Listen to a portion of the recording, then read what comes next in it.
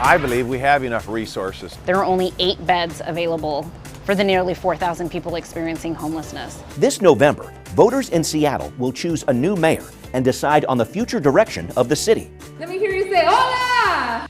It's an incumbent and a newcomer for City Council Position 8. People will drive right up on it. Nikita for 9. An activist and business owner for Position 9. I am running a change campaign. Plus 2 starkly different candidates for city attorney. Will a slate of progressive candidates swing the city further to the left? Or will voters favor more centrist choices? All of these Seattle races, and the mayor's race included, are much more polarized. Our panel of journalists weighs in. It's a big echo chamber. I think all these races are going to be really close. Get the scoop before you cast your ballot. Next on City Inside Out.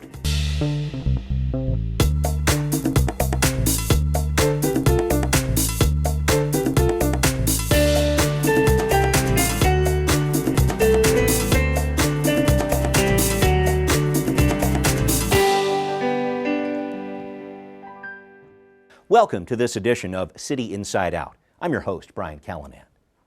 Seattle area voters face a multitude of choices in the upcoming election, with competitive races for mayor, city council, city attorney, and King County executive. As our region tries to emerge from the COVID pandemic, candidates are promising new solutions for everything from the homelessness crisis to public safety and police accountability. But how real are those campaign pledges? And how will a record-setting amount of fundraising impact the vote? This week, we're gathering a journalist roundtable to answer these questions and more to help inform your ballot choices this fall. As you get ready to vote this November, prepare for a fight to the finish. We need to continue to look at alternatives to law enforcement. That does distinguish me from my opponent because she clearly has a commitment to defund. Seattle mayoral candidates Bruce Harrell and Lorena Gonzalez were separated by less than 2 percentage points in the August primary. But their stances on policing and the money needed for Seattle's homelessness crisis seem miles apart. I think that the next mayor has a huge responsibility to scale up the resources that are going to be needed to really truly meet the needs of the 4,000 people who are currently unsheltered in our city. I believe we have enough resources, so you'll see other people saying, well, we can't do this because we don't have enough funding. We have an abundance of resources in this city and in this region that we will put to work. Those contrasts between Harrell's moderate business-friendly platform and Gonzalez's progressive labor-backed campaign are playing out in Seattle's city council races too. Oh, that's great. Okay. In citywide Position 8, incumbent Teresa Mosqueda is touting her work on a payroll tax on big businesses and funding community-based public safety solutions. When we invest upstream and we invest in non-armed officer responses, which could still be through Seattle Police Department, that actually can still be a response and a preventative response to crime. Her challenger, political newcomer Kenneth Wilson, says he can provide common sense answers, like increasing funding for the SPD to help stop officers leaving the department. To make sure the people that are there are happy and comfortable and going to be able to do their job successfully. So there's no way we should be pulling back money from the police, and I would never do that. I'm deeply grateful to y'all. In citywide Position 9, activist Nikita Oliver wants a wealth tax and other progressive revenue sources to boost our economy and help build more homes for people who don't have them. The health of our communities, the safety of our communities is really dependent upon us getting to the root causes of the housing affordability crisis. I see big change on the horizon. Oliver is up against business owner Sarah Nelson, who says she's a pragmatist who would get results, like ending the city's policy allowing unauthorized camps in public places. I represent change, not the same old status quo of sort of ideological rhetoric, but no plan for these things. There's a criminal side and there's a civil side. Perhaps the starkest difference between candidates exists in the city attorney's race, where defense attorney Nicole Thomas Kennedy says, if elected, she would not prosecute most misdemeanors. And I really want to focus more on diversion programs that meet people's needs. If you have not been a victim of crime, you probably know someone who has. Facing off with her is lawyer and arbitrator Ann Davison, who makes the case that she would respond to crime with prosecution whenever necessary. City attorney is a place where we can hold our societal limits so that the rest of society can function and flourish. Three-term incumbent King County Executive Dow Constantine says he should keep the job and lead our region out of multiple crises, from the COVID pandemic to racial inequality and climate change. I feel like our best days are, in fact, ahead of us, even though the challenges we have are enormous. His opponent, first-term state senator Joe Wen, says he's impatient for change and brings the first legitimate challenge to Constantine in nearly a decade. We deserve better. We need leadership who reflects that as well. Beyond these races, keep an eye on Kathy Lambert's run to retain her county council seat, following a controversial mailer from her campaign. Plus, a recall election in December for City Council member Shama Sawant in Seattle's District 3. All in all, it's a busy election season ahead, featuring candidates with very different ideologies vying for your vote. And we have a group of esteemed journalists helping us out this week to talk about these issues, including Erica C. Barnett. She is the publisher of Publicola. We also have Omari Salisbury, the founder of Converge Media, and David Kroman, a reporter for Crosscut. Thank you all for joining me here. And Erica, let me start with you with the mayor's race here. Two very well-known candidates, with past City Council President Bruce Harrell, the current City Council President Lorena Gonzalez. Harrell won the primary by a margin of less than 2%, and this is shaping up to be such a tight race, and there's so much money involved, too. What do you make of this race? I'll start it that way. Well, I think big picture, all of these Seattle races, and the mayor's race included, are much more polarized than we have seen in previous years.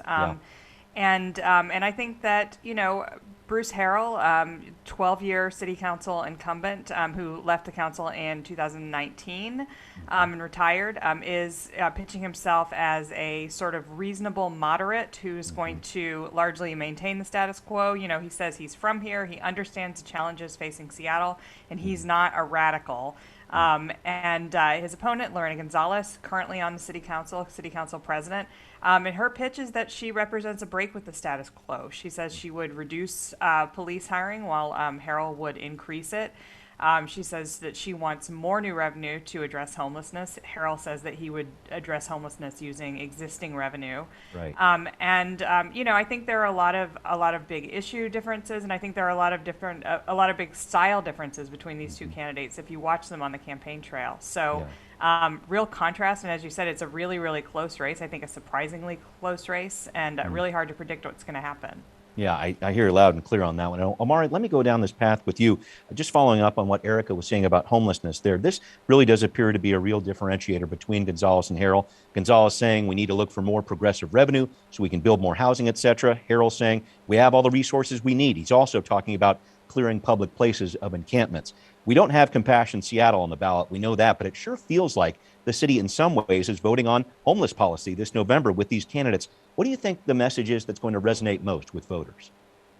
Oh, I think the message that'll resonate will get these guys past the 42% that showed up for the primary. And, it's a big echo chamber as I see it. And I think the difference is going to be is who can communicate beyond their base, beyond the people who've always supported them one way or another, whether it's business or union or anything else, and really have the messaging that's going to talk to the other 58% of Seattleites that sat out the primary to get them involved in the process and get them out to vote. And so when we say that homelessness is a big issue and things are polarized, it's less than the majority percentage of the city that's actually polarized or even interested enough to vote. So, amongst the people who are, hitting the ballot box, these are real big hot button issues. But for me, it's more interesting to see who's going to be able to reach beyond the same people they already reached. Most people have already voted. You know what I'm saying? It's a done deal for the people who are going to vote. The majority of them already voted. They already know who they're voting for. And I think it's really going to be the last few weeks about getting new people to come into the process. Okay. Thank you very much for that. And David, I want to follow up with some more numbers here. I was really struck by a Crosscut piece that you wrote back in September with some poll information that showed nearly a quarter of the people were undecided when it comes to choosing our new mayor. I know those numbers may have shifted in the past couple of weeks, but what is it going to take for those candidates to do what Omari's saying and get people activated, get people voting here, get those undecided voters, get them out to the ballots as we get to November 2nd here? Yeah, I think they will. One thing that poll showed, and as you mentioned, and as other polls have shown consistently, is that people care about homelessness far more than any other issue right now. That's the issue they want to see solved. And I think that in that quarter of people who said that they were undecided, my sense is that a lot of them are kind of still hearing out both of their cases on homelessness. Who are they going to feel more confident is going to come in and actually have a plan that will make a meaningful difference? And I think both the candidates understand that. And so I think for them to get people to actually turn out, they have to make a convincing case that they have a plan that's actually going to make a difference. That is always the big challenge here. Omari, maybe I'll send it back to you here. Looking at these two citywide council races we have on the ballot, incumbent Teresa Mosqueda versus a new political face with Kenneth Wilson, I should say, for position 8, activist Nikita Oliver against business owner Sarah Nelson for position 9. Again, very polarized ideologies we're seeing here between these sets of candidates, progressive versus moderate. Where do you think voters are going to go on these council races? Yeah, well, I mean, one thing I wanted to drop in here is when we talk about polling, it'd be interesting to see like poor people, like, you know what I'm saying, in neighborhoods in District 3 and District 2, what poor people are really saying that their number one concern is. Is it really homelessness as their number one concern or where they're at? You know what I'm saying? If it's other things. I know the people that I sit at Communion, up on Union and hang out on the South End with and everything else, that's not number one. But, you know, the poll is a poll. It's all who you talk to.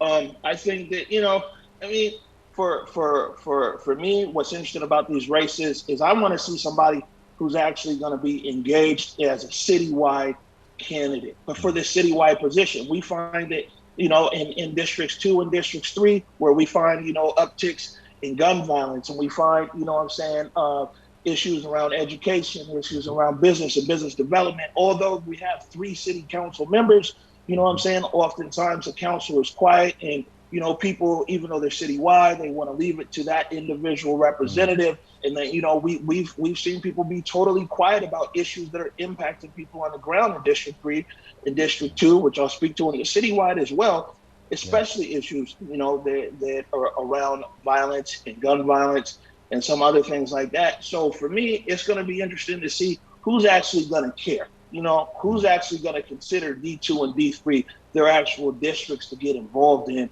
or, you know, they win their citywide race and then they forget about some of these districts. That is going to be interesting to watch. Thank you for bringing that up. David, let me go to you here. The result of these races on the council could create a city council that has an even larger progressive majority if Oliver and Mosqueda hold on to their leads from the primary in August and win. I think it's difficult for voters to find moderate positions in these elections, it would really seem.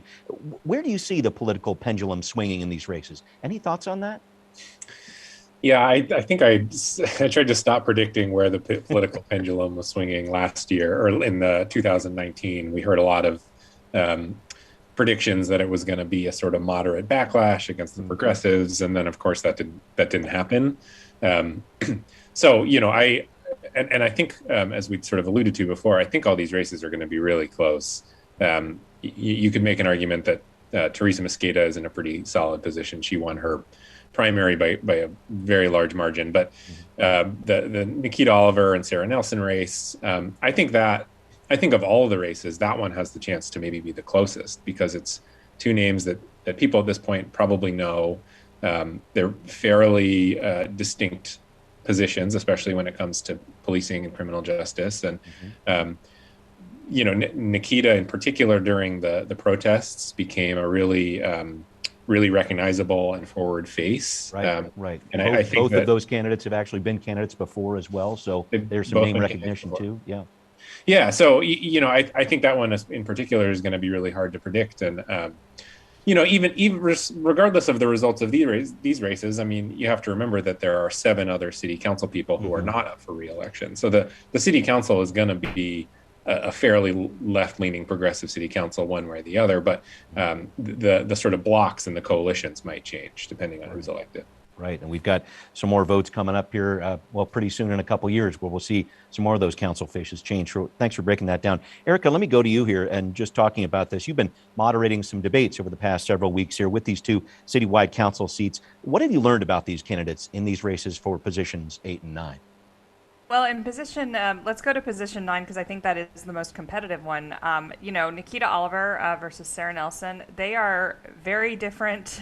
They have very different perspectives on homelessness, as well as some other issues that are flying a little bit below the radar, like single-family zoning. Sarah Nelson is very much, she was a legislative aide to Richard Conlon. She brings up the neighborhood councils of the 1990s, Jim Deers, the neighborhood director of the 1990s, as sort of what she would want to turn the city back to, whereas Nikita Oliver says that they want to, get into single-family zoning and let's look at some of these regulations that restrict housing in those areas. And Oliver's argument is that we need to essentially allow more housing to prevent displacement, to undo some of the wrongs of the past that were created through redlining. So that's a big difference. And stylistically, I think that if you go to a debate with those two candidates, you can palpably feel that they do not like each other.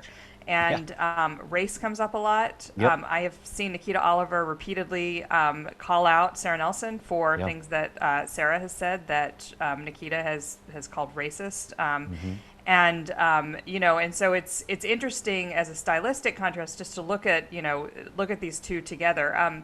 In Teresa they call Mosqueda's each other race, out on tweets and so forth. I've seen that too. Yeah, keep sure, going. yeah. And very briefly in Teresa Mosqueda's race, her opponent is someone who I think skated through on the fact that he is, if people were looking for somebody to vote against Teresa and they saw this, sort of innocuous-looking white guy, my speculation is a lot of people just kind of ticked that box, thinking, well, Teresa's going to get through anyway.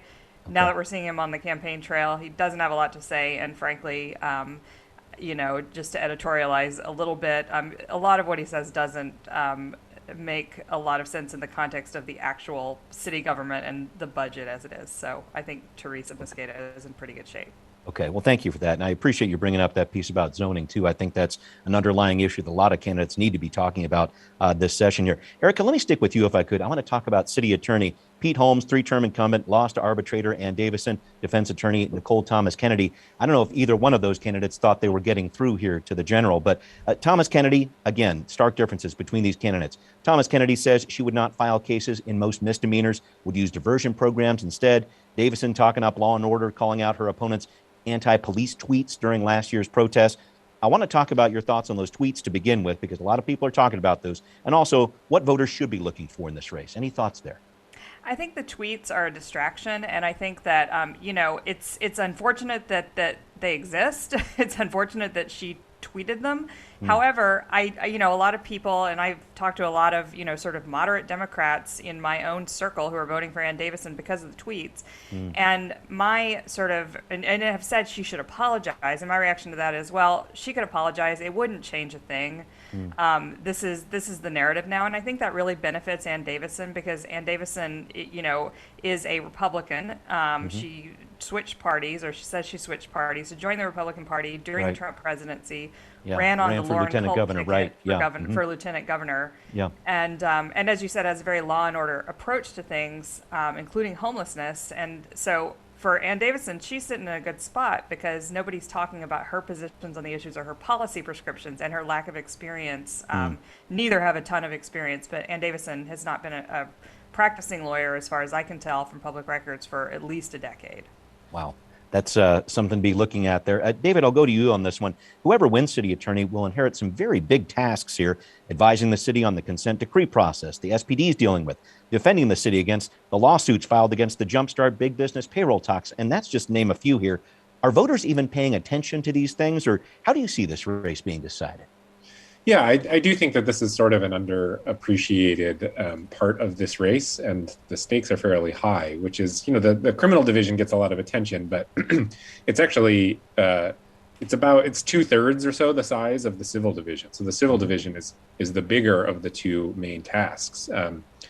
And so, when you talk to Nicole Thomas Kennedy, she's fairly clear about wanting to be kind of a partner with the Progressive City Council and sort of advise them in a way that can make sure that their progressive liberal goals are going to be most kind of bulletproof in court, and has talked about it as sort of a proactive city attorney role on that.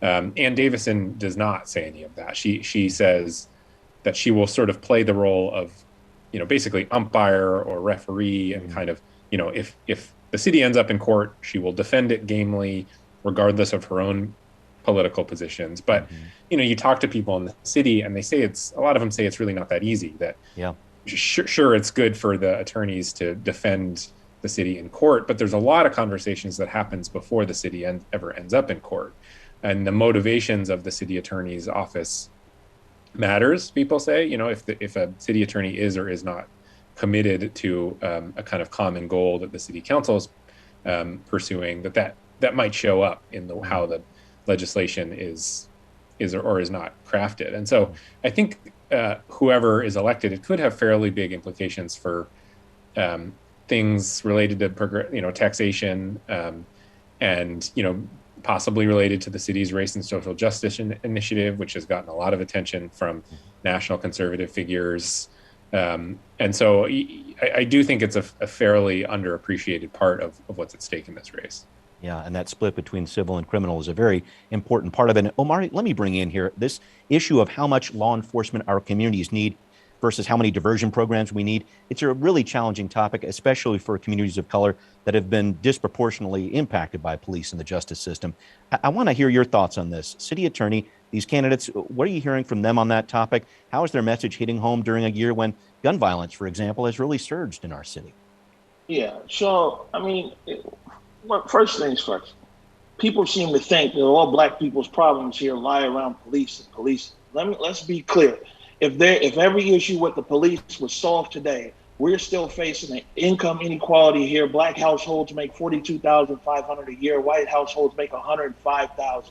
We're still looking at the education gap where black students within white students is one of the worst in America. They're working on it, but it's one of the worst. We're looking at constant decline in black home ownership, which equals generational wealth. So, people seem to want to put all black issues around police. But if there was no police issue, we'd still be facing these very big issues that year after year, people get elected, they ignore, and the gaps between black and white and everything else in this city get larger and larger because, the police is an important thing, but that's the thing everybody gets riled out about. Nobody goes on a tweet storm about the education gap or the wealth gap in the black community or income inequality.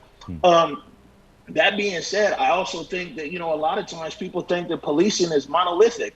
And we saw there in the Central District, the CD Panthers, when there was a shooting up there at the field, the people who aren't activists, the people who are just 9-to-5 parents who have their kids out there, they wanted the police there. They were happy with a police presence and everything else, took pictures with the police and all that. Those are the people whose kids are on the field. And so what they'll tell you is much different from other people who might say, oh, we want to get rid of the police. Now, both of these views are out there, but we need to be honest and say that both of those views plus more are out there. And we can't always just listen to the activists. We also need to listen to the parents. Yeah, there's a lot to be said there. Thank you for breaking that down. We're getting a little tight on time, but I want to make sure we touch on county executives race. David, I'll go to you first on this one. Dow Constantine, his first real challenger in almost a decade with first-term state senator Joe Wen from West Seattle. I know it would be quite a long shot if Wen pulled this off here, but Constantine appears to be taking this seriously. He's raised almost $1.8 million on his own compared to $211,000 for Wen. Your thoughts about this race? Yeah, it is his most serious challenger, and I think it's probably more of a template going forward in King County that those challenges will come from the left rather than from the right, as we've seen in the past. Constantine always takes his re-elections really seriously. Even when he was running against a Republican who didn't have any shot at unseating him, he was still raising over $1 million for his re-election. So, I think we have already seen a few examples of some longtime politicians getting caught flat-footed. Pete Holmes is an example of that. I think Constantine has noted that. And is taking this challenge seriously, as you just mentioned in his fundraising totals. So, Joe Wen is well respected at the state. He's a progressive, but you find a lot of Republicans on the other side of the aisle who also respect him. But the question of whether he can sort of mount a strong enough campaign to unseat somebody that isn't facing a ton of huge countywide backlash, I think I agree that it's the most serious challenge, but also still a long shot. All right. Well, Eric, I can try to do the 30-second version with you here. Talking about these campaigns, I'm not seeing as much of a stark difference between these candidates with regard to their progressive stances here. Joe Wen saying it's time for a change. Does he have a chance in this race? What do you think?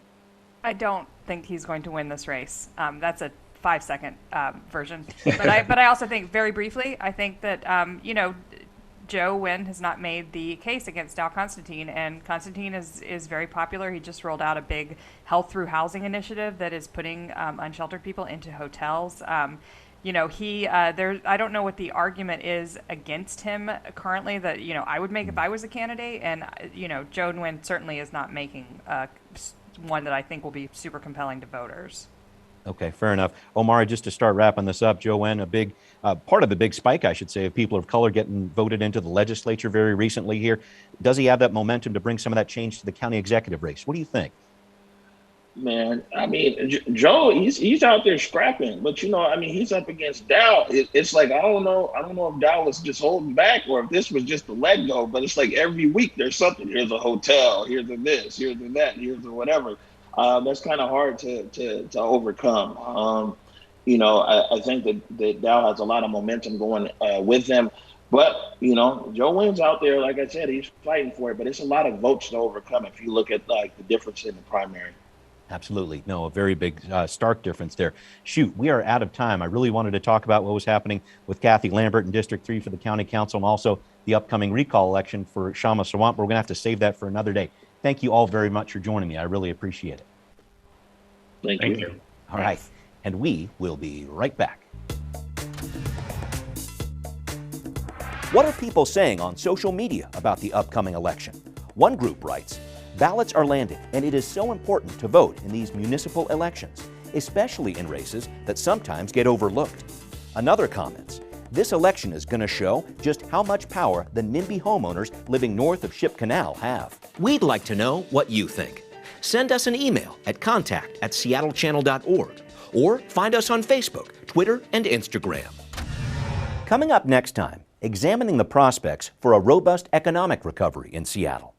Employers say, even with competitive job offers, they're still having trouble hiring enough staff to stay open.